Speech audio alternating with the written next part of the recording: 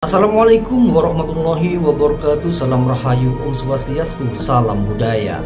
Mari kita panjatkan puji syukur kepada Tuhan Yang Maha Esa atas nikmat dan anugerah kepada kita semua, sehingga diberi kenikmatan berupa kesehatan jasmani dan rohani untuk bertatap muka di tempat yang sama, yaitu di channel Jawa Buana. Saya sampaikan ucapan terima kasih yang sebesar-besarnya kepada pemirsa yang dengan tulus dan ikhlas meluangkan waktu untuk menonton video sejarah yang akan kami suguhkan. Jangan lupa dukung channel ini dengan cara subscribe dan share, supaya channel ini terus hidup dan memberikan informasi yang bermanfaat, terutama tentang sejarah kabupaten yang ada di Indonesia. Kali ini channel Jawa Buana akan membahas sejarah lahirnya Kabupaten Mempawah.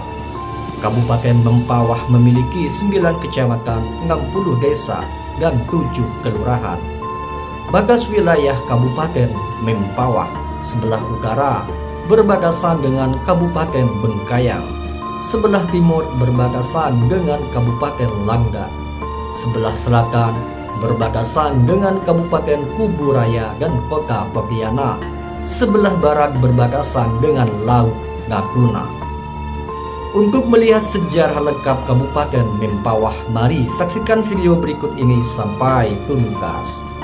Kabupaten Mempawah, Kalimantan Barat memiliki sejarah panjang, mulai dari kerajaan Panembahan Mempawah hingga pembentukan Kabupaten Mempawah, yaitu pada tahun 1960. Kerajaan Panembahan Mempawah. Nama Mempawah berasal dari pohon mempau yang tumbuh di hulu sungai. Kerajaan ini pernah mengalami pemerintahan lokal suku Dayak dan masa Islam Kesultanan Iskana Amantu Billah wa Rasulillah. Keraton Kerajaan Mempawah berada di Desa Pulau Pegalaman, Kecamatan Mempawah Timur. Salah satu kerajaan terkenal Kerajaan Mempawah adalah Opo Alimu Malingo Daeng Mangambon yang berasal dari Bugis. Pembentukan Kabupaten Mempawah. Kabupaten Mempawah resmi berdiri pada tanggal 4 Januari tahun 1960. Kabupaten Mempawah sebelumnya bernama Kabupaten Pontianak. Kabupaten Mempawah dimekarkan menjadi Kabupaten Langda pada tahun 1999. Kabupaten Mempawah dimekarkan kembali menjadi Kabupaten Kuburaya, yaitu pada tahun 2007.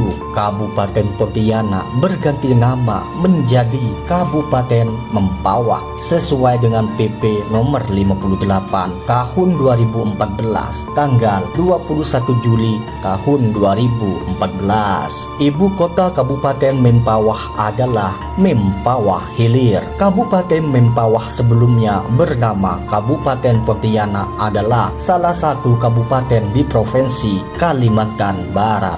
Berdasarkan inspirasi dari masyarakat daerah Mempawah untuk mengubah nama Kabupaten Pontianak, maka diusulkanlah perubahan tersebut pada tahun 2011.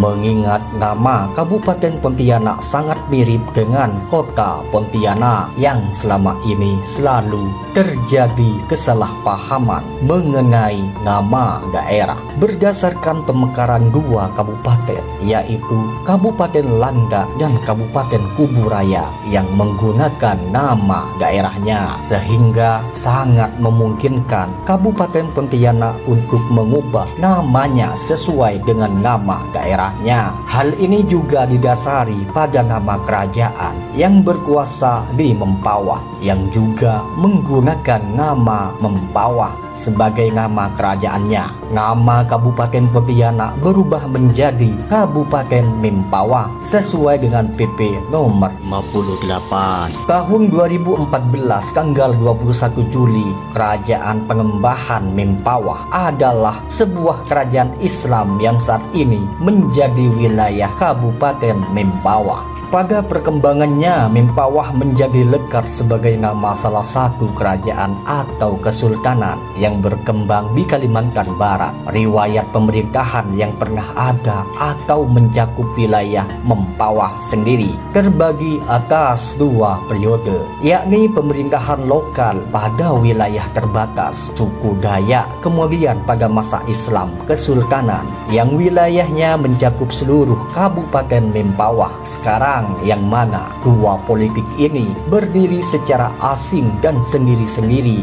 Mempawah pada masa Kerajaan Dayak. Kerajaan Bengkule merupakan kerajaan orang-orang suku Dayak yang berdasarkan cerita lisan, didirikan oleh Nyi Rumaga di sebuah tempat yang bernama Bahana. Pemerintahan suku Dayak yang juga dipimpin oleh Patih Gumantar ini adalah sebuah pemerintahan yang berdiri sendiri. Dikatakan sudah ada sejak sekitar tahun 1380 Masehi. Kerajaan ini lebih dikenal dengan nama Kerajaan Sidiniang.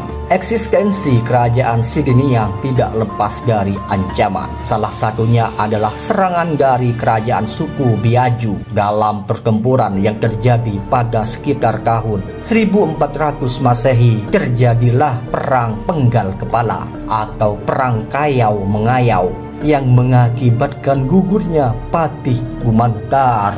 200 tahun kemudian atau sekitar tahun 1610 Masehi berdirilah pemerintahan baru. Pemimpin kerajaan baru ini bernama Raja Kodong atau Raja Kudung. Raja Kudung kemudian mendirikan pusat pemerintahannya di Pekana. Pada masa Kesultanan Islam, Opu Daeng Mengambun berasal dari Kesultanan Luwu Bugis di Sulawesi Selatan. Ayah Opu Daeng Mengambun bernama Opu Tengri Burang Dilaga melakukan perjalanan dari Sulawesi ke negeri-negeri di tanah Melayu. Opu Tengri Burang Dilaga adalah putra dari Opula Madusilat, Raja Bugis pertama yang memeluk agama Islam. Kedatangan Opu Daeng Mengambun ke Kalimantan sebenarnya atas permintaan Sultan Matan Tanjung Pura, yakni Sultan Muhammad Zainuddin pada tahun 1665 sampai tahun 1724 Masehi untuk merebut kembali tahta Kesultanan Matan yang diambil paksa oleh Pangeran Agung, saudara Sultan Muhammad Zainuddin. Tahta Sultan Muhammad Zainuddin dapat diselamatkan. Opu Daeng Mengambun kemudian dinikahkan dengan Ratu Kesumba, putri Sultan Muhammad Zainuddin.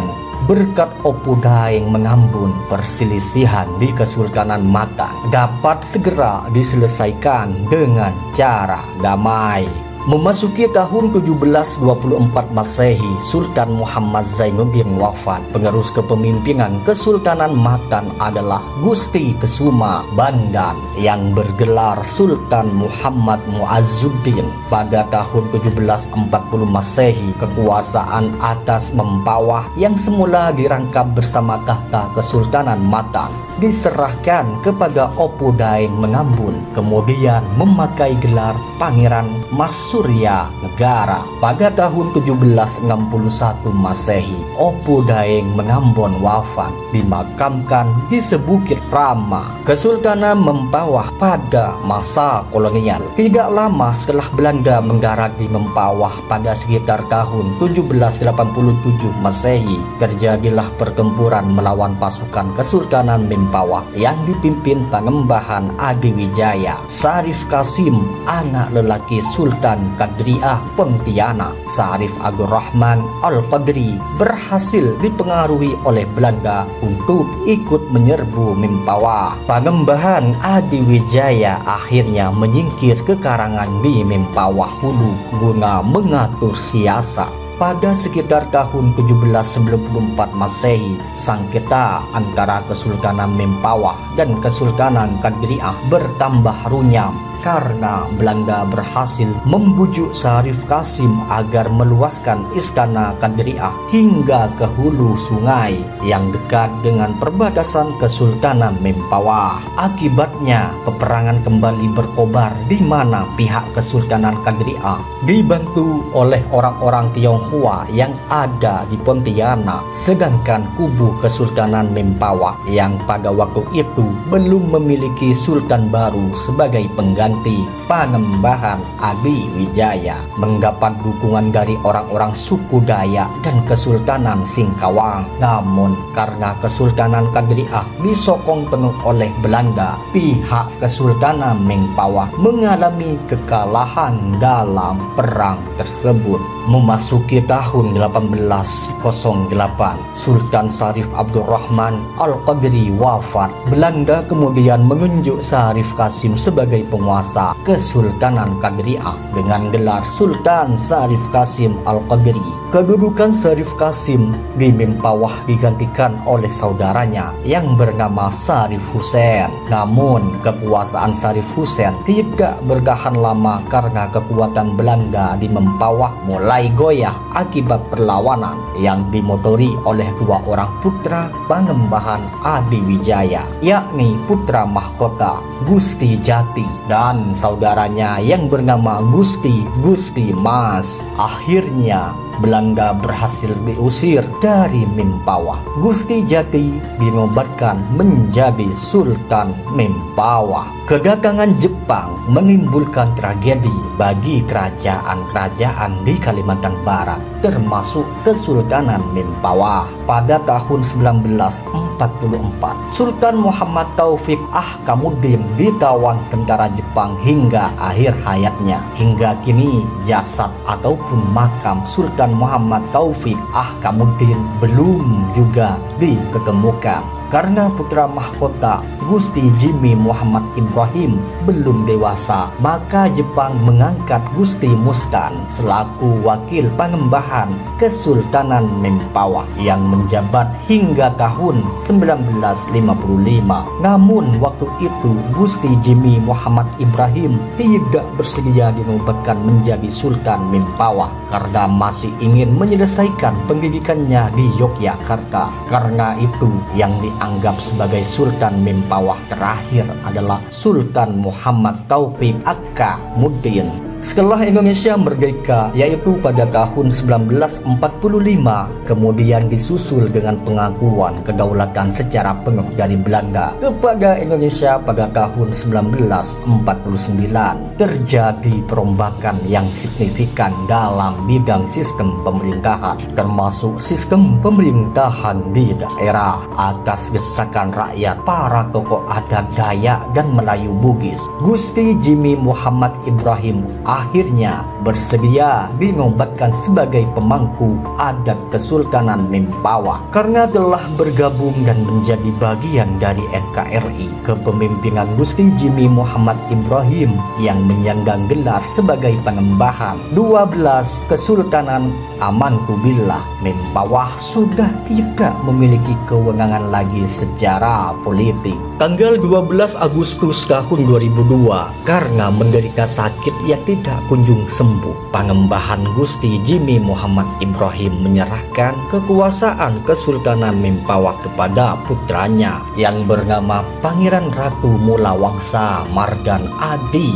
Jaya Kesuma Ibrahim, yang kemudian dinobatkan sebagai Panembahan ke-12 Kesultanan Amantubillah Mempawah dan bertahta hingga saat ini. Pada tahun 2005, Panembahan Jimmy Muhammad Ibrahim wafat dalam usia 73 tahun dan dimakamkan dengan upacara kebesaran adat Kesultanan Mempawah. Silsilah pemimpin Mempawah, silsilah orang yang pernah berkuasa pada wilayah Mempawah antara lain masa suku Dayak. Yang pertama, Patih Gumantar, yaitu kurang lebih tahun 1380. Kemudian Raja Kudung, masa pemerintahan kurang lebih pada tahun 1610.